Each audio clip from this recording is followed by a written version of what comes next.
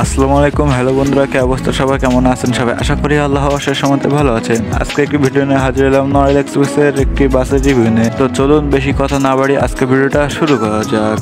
তো এই হলো বাসের ফ্রন্ট লুক, অর্থাৎ এক্সটেরিয়র পার্ট। এক্সটেরিয়র পার্টটি দেখিয়ে দেওয়া অনেক চেষ্টা করেছি, বাসের ডান সাইডটা ভালো করে দেখিয়ে দেয়, এই জন্য এক্সপ্রেসের ট্যাগ। এই বাসটি কিন্তু অনেক দেখতে মনে হয় স্লিপার বাস, কিন্তু আসলে এটা স্লিপার বাস না। চলুন বাসটির ভিতরটি অর্থাৎ ইন্টেরিয়র পার্টটি দেখিয়ে দিই। ইন্টেরিয়র পার্টটি দেখা দেওয়া অনেক প্রয়োজন। এই বাসটা কিন্তু অশোক লেল্যান্ড ইগল 1616 সুপার চ্যাসিসের উপর নির্মিত। 1616 সুপার চ্যাসিস অনেক ভালো একটি চ্যাসিস অশোক লেল্যান্ড হিসেবে। বাসটির জন্য অনেক পারফেক্ট একটি চ্যাসিস। তো এই হলো বাসের ড্যাশবোর্ড অর্থাৎ ড্রাইভারের ককপিট। বাসটিতে সিট ব্যবহার করেছে 2x2 36টি সিট ব্যবহার করেছে, অর্থাৎ অনেক লেগ স্পেস আছে বাসটিতে। সারাদিন ট্রাভেল করে পারলেও আপনারা কষ্টকর ফিল করবেন না।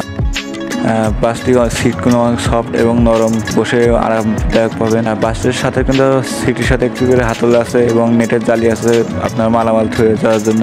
এই বাসটিতে ভ্রমণ করলে আপনারা বুঝতে পারবেন যে কতটা আরামদায়ক সিট, এবং বাসটি অনেক ভালো।